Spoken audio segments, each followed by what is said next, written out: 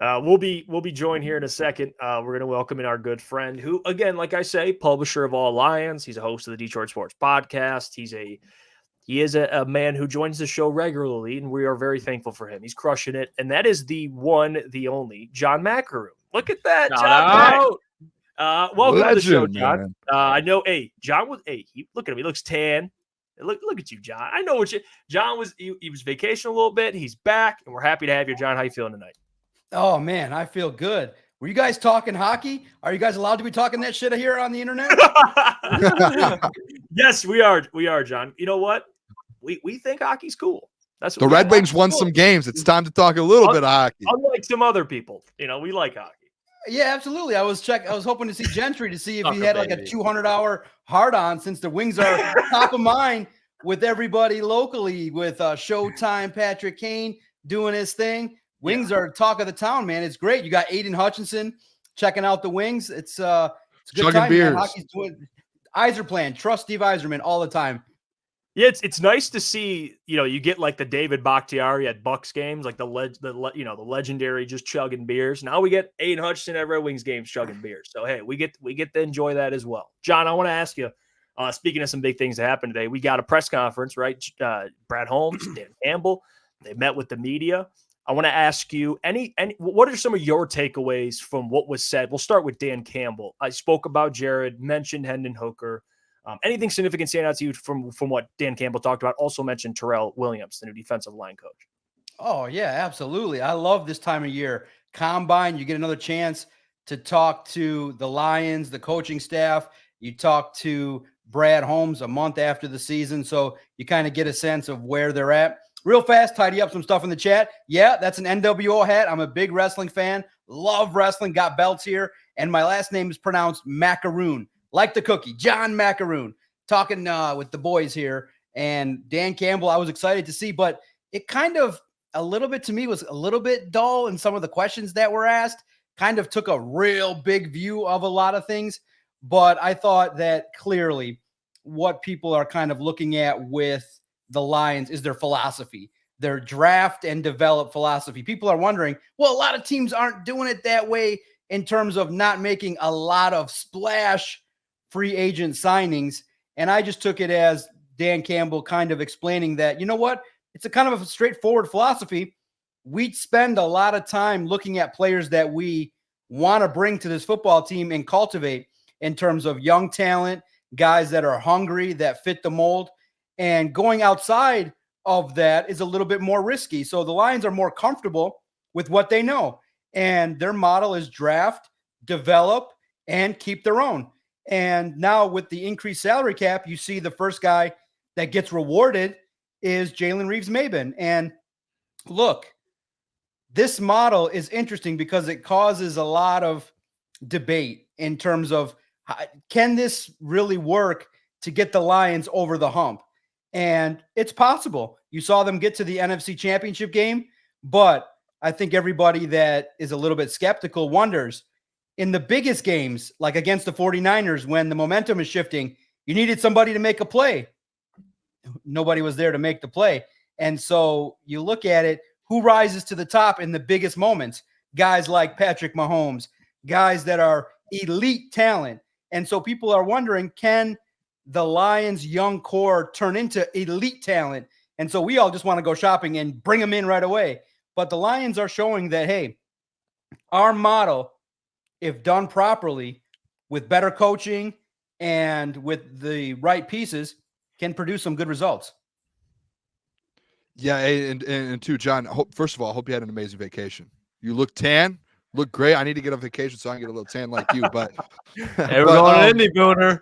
we are going to Indy, so maybe there's some sun out this Friday and Saturday out there while I'm doing my combine drills. But John, kind of just to piggyback off of that then real quick, I do want to ask you, I know the whole big signing thing, I feels like there's like half of kind of the media and kind of Lions fans that are like, we think that there's going to be a big signing. We think Dan needs to, or Brad needs to do that.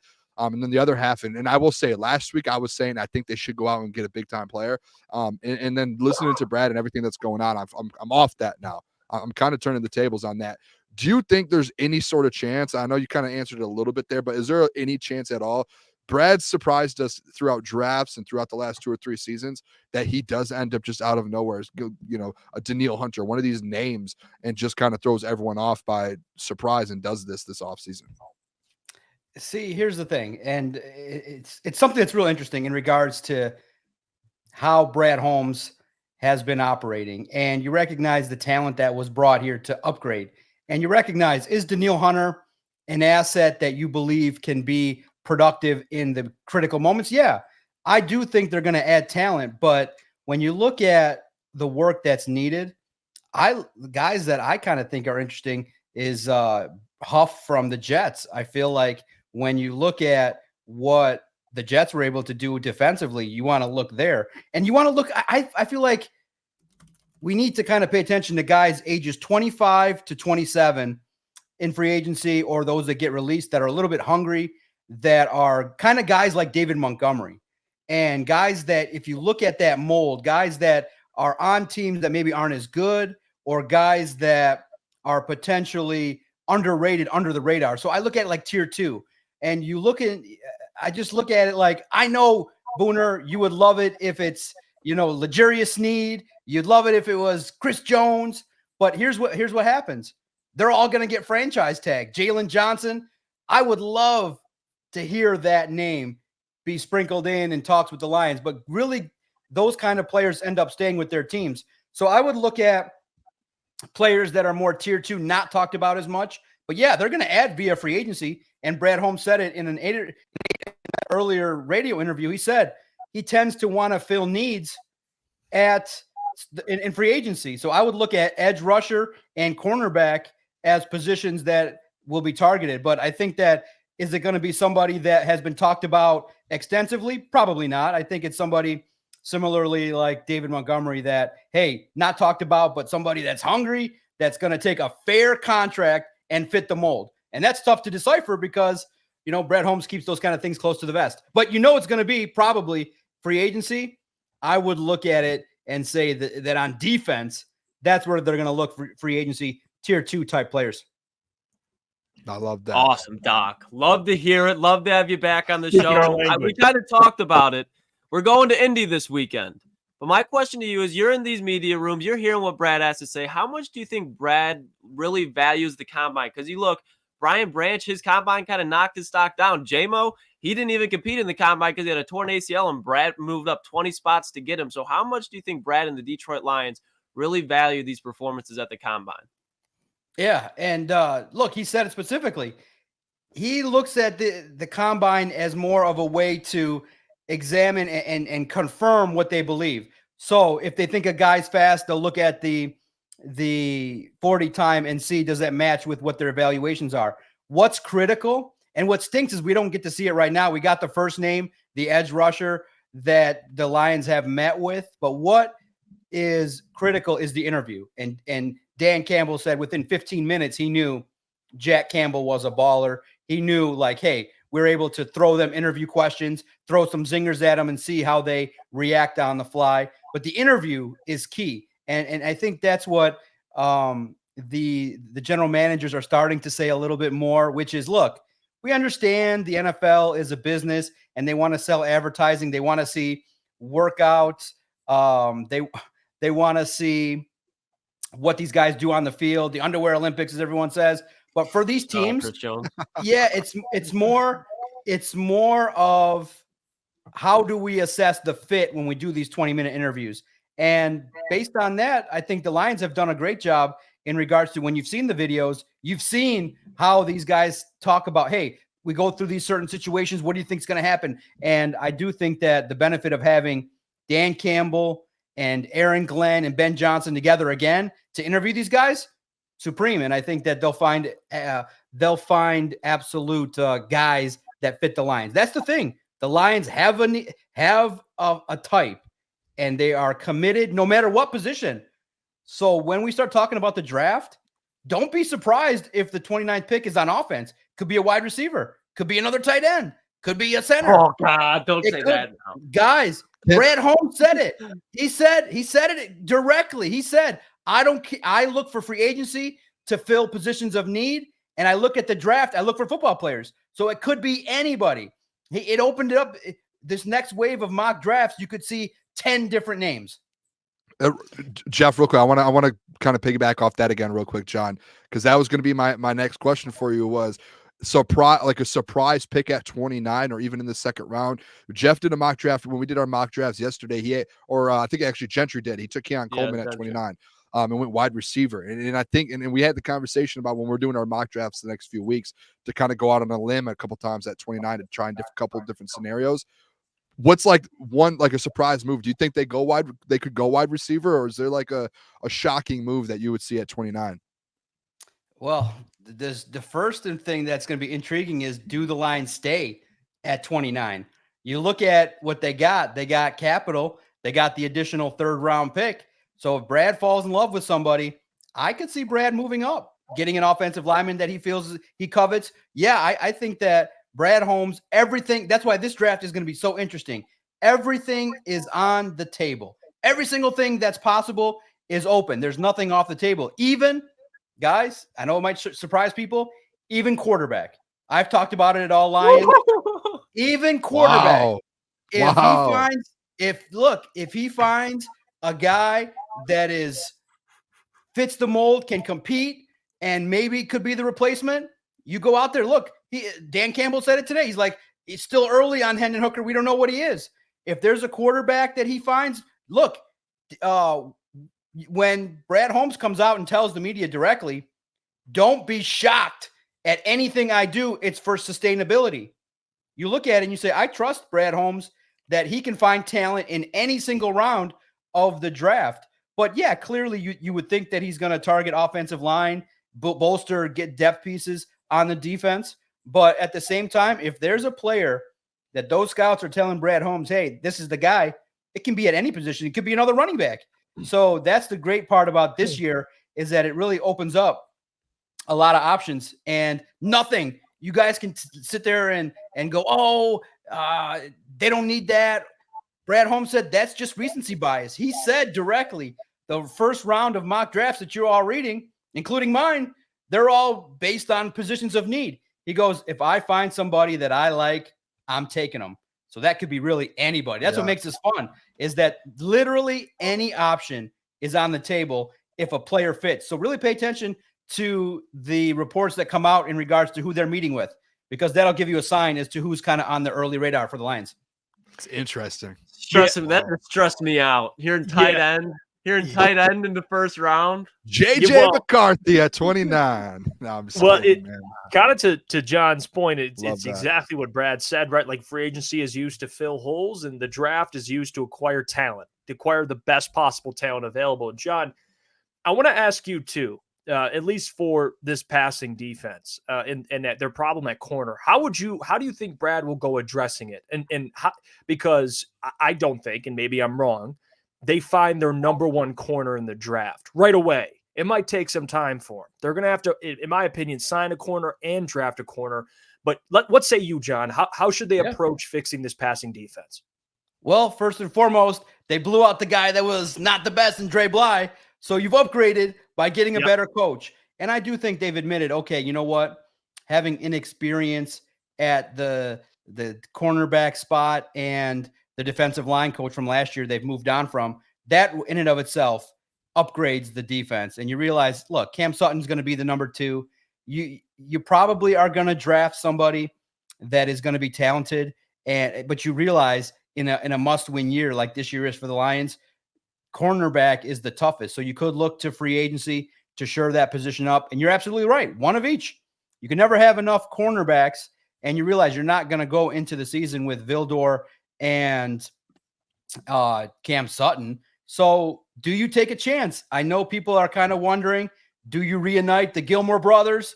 And you hear that name being bantied about a little bit, but I don't like free agents being signed that are, in their 30s. I look at guys that are, a little bit younger to kind of fill that spot, but those are hard to find. I would have loved L'Jarius Sneed, but there is still hope. I know people have started to close the door on L'Jarius Sneed, but pay attention to what was reported. They're going to look to potentially franchise tag him. And then if they don't work out a deal, a trade, and that's prime for the Lions, in that they have capital. They can move. They could maybe risk a player here or there. So don't close the book on L'Jarius Sneed.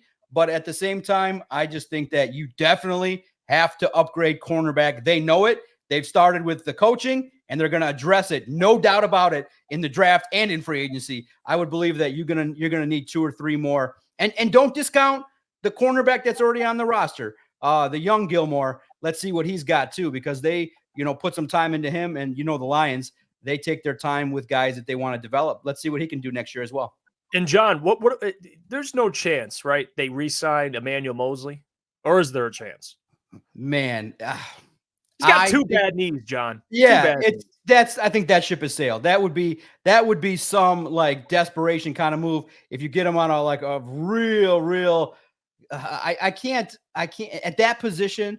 I know that people want to see what he had to bring to the table, but you can't bring him back. The risk is so high that he at that position, and this year you can't really miss at that position. You got to get a guy that's healthy. You got to get a guy that can produce. So absolutely not. I would be shocked if Emmanuel. Now look, he was there in the second half of the year, putting his 2 cents into the coaching staff and things like that. But I think that's tough to bring a guy back with those 2 injuries, man. That's tough. Yeah, and we kind of just did a deep dive into the cornerback room, John, but the safety position with Tracy already being released and CJ Gardner-Johnson almost being released officially at this point, it kind of seems like. How do you think they address the safety room? Do you think they do it through the draft to add depth, or do you think they approach it through signing a vet in free agency? The safety room's nice. I like the safety room. Do you bring back? They need depth, though. I know they obviously need depth. CJ, Gardner-Johnson, I still think might end up with the Lions. You realize, Kirby Joseph, Ifeatu Melifonwu, that's a tough position. The safety position is tough in Aaron Glenn's system. So in the draft, I think there's an opportunity as well. You look at the draft, the defensive side has a lot of nice players that you can start to evaluate.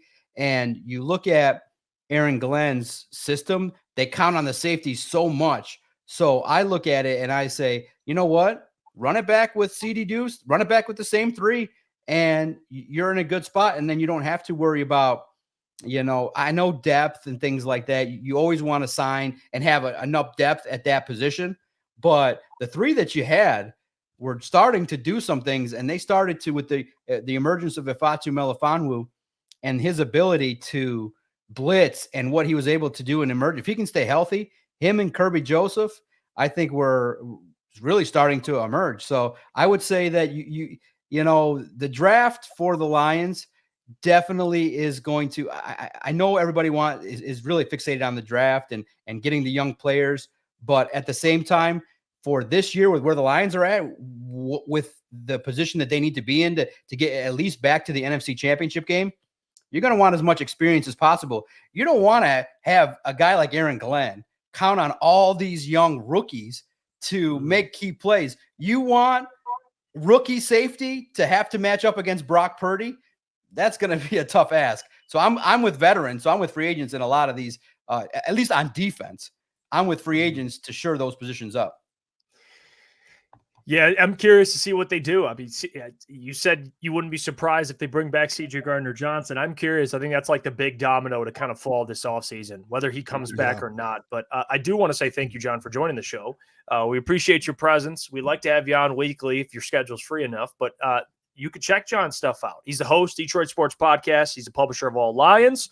You can follow him there. We appreciate you, Doc, and we'll have you back on soon. Appreciate you, John. Yeah, thank you so much, man. Absolutely, guys. I love coming on, man. Thank you so much. The draft is coming, and I think that you boys are definitely paying attention. You're doing your thing. Take a vacation before the draft, because once it hits, it's going to be a great ride for the Detroit Lions. Definitely pay attention and keep doing what you're doing. Yeah, I'll come on any single time you dial me up. I love talking about the Detroit Lions. John. And here's the thing, guys. All the debate that you can have now is there's legs to stand on.